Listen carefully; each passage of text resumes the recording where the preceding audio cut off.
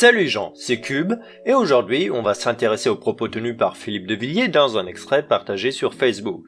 L'extrait en question provient d'un live de Sud Radio, rediffusé sur YouTube le 16 mai et intitulé « Philippe de Villiers, la France peut mourir ». De Villiers va affirmer à 25 secondes de l'extrait que ce que les gens ne savent pas et ce qu'ils vont découvrir. En fait, le pass sanitaire, il a été décidé le 12 septembre 2019 à l'initiative de la Commission de Bruxelles et du Conseil des chefs d'État à l'Europe, lors d'un sommet avec l'OMS, un passeport vaccinal. Vous pouvez aller sur Internet, vous allez retrouver toutes les informations. Ok. Cette affirmation a déjà été émise par Hold Up, comme quoi on y revient toujours.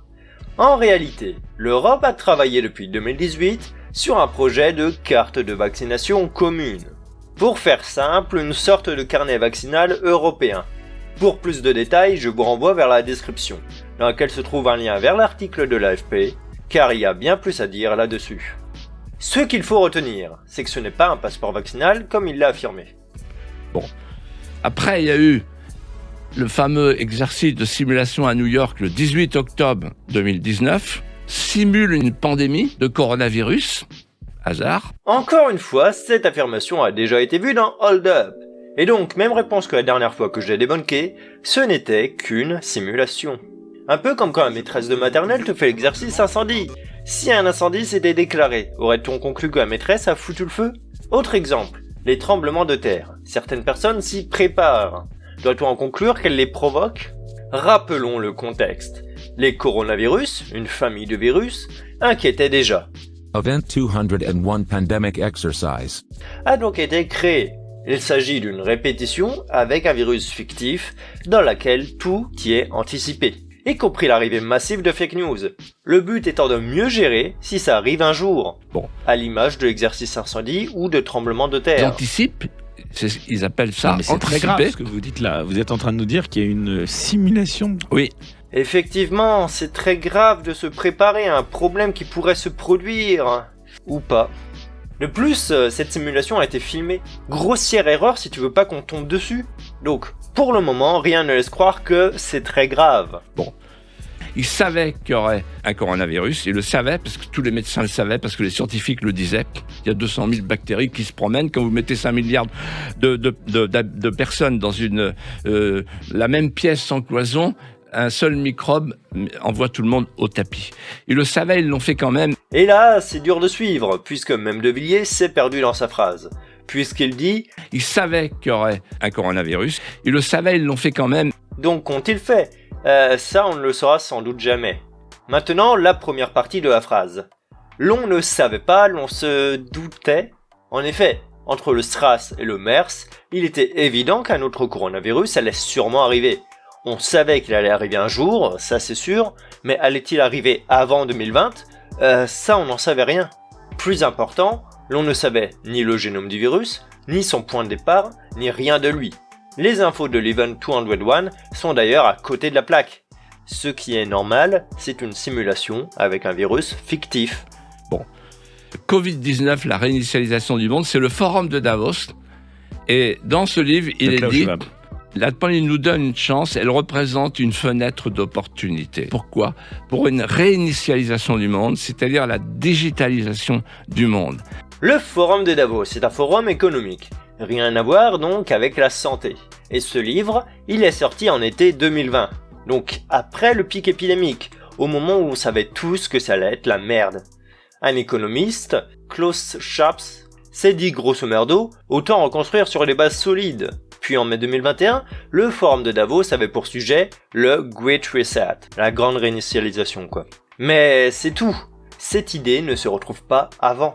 Bon, et je reviens au pass sanitaire. Il y a un consortium américain qui travaille depuis 2016 à l'idée du passeport vaccinal. J'ai cherché et j'ai rien trouvé, donc quelles sont tes sources ? Je cite le titre d'un article du journal Le Monde. Le Kenya et le Malawi, zone test pour un carnet de vaccination injecté sous la peau.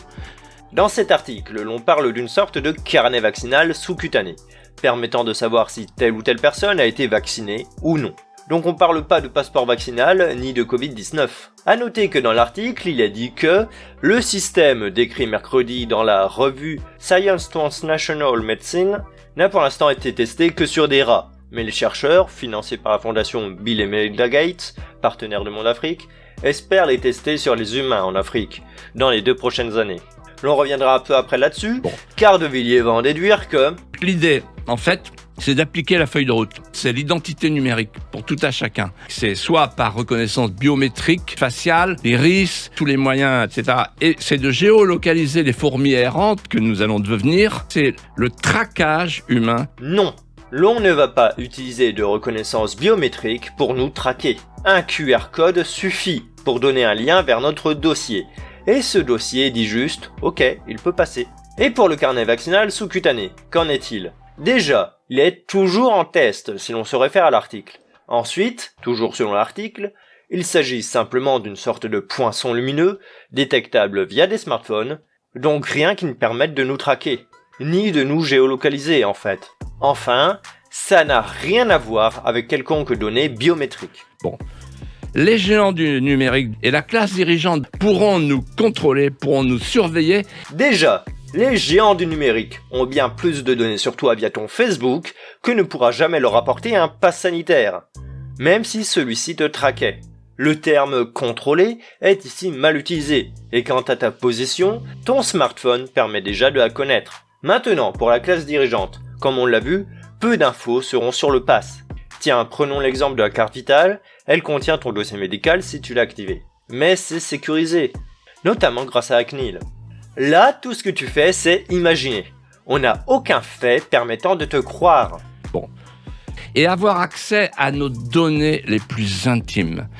Tu vas vraiment mettre tes données les plus intimes sur ton pass sanitaire, toi ?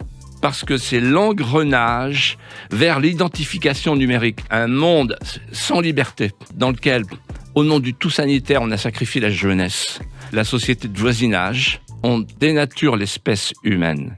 Outre le sophisme de la pente glissante, consistant à dire « si on fait ça, alors il va se produire ça, puis ça, et c'est le début de la fin ». Depuis tout à l'heure, il part comme si le passeport sanitaire était biométrique, et ce, juste après le carnet sous-cutané, laissant penser qu'il existe un lien, si on n'analyse pas assez. Donc, si l'on n'est pas à l'affût et que l'on ne connaît pas le pass sanitaire, l'on va peut-être prendre ça pour une réalité. Puis derrière, elle nous dit « ça, c'est ce qui va se passer puisqu'on en est là », alors qu'on n'en est pas du tout là. Et au final, sa pente glissante est simple à avaler si on n'a pas suivi. Mais si l'on se renseigne un minimum, l'on voit bien que ça ne tient juste pas la route. Bon, ils sont en train de nous voler notre liberté.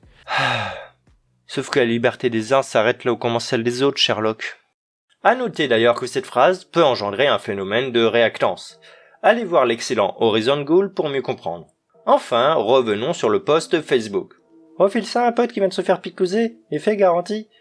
Je pensais que ça allait être « Attention, les vaccins sont dangereux !» Mais tu montres ça à n'importe qui et c'est la même en fait. Déception, quand tu me tiens. Et ouais, outre le fait que c'est très mal renseigné et que ça nous permette même pas de juger l'efficacité ou non des vaccins, ça se contente juste de pointer du doigt des coupables, participant à la vision d'un monde binaire, les gentils contre les méchants. La réalité, elle est tout autre. Rien n'est blanc, rien n'est noir, et il n'y a pas forcément de responsable à une catastrophe. Je vous renvoie, encore une fois, vers Horizon Ghoul et la recette de valeur actuelle pour mieux comprendre le souci avec ce genre d'argumentaire. Enfin bref, sur ce, c'était Cube. Allez, bye. Vous savez qu'on va vous taxer de complotiste avec tous ces propos. Mais le complot, c'est quand on ment. Quand on dit la vérité, on n'est pas complotiste. Ce sont les menteurs qui sont des complotistes. Le mec est même pas capable de faire la différence entre complotiste et comploteur. Il a même dit hydrochloroquine. Pourtant, ça n'empêchera pas les gens de le croire. Car après tout, pourquoi se faire du mal à chercher la vérité, quand on peut trouver une vérité qui nous arrange ?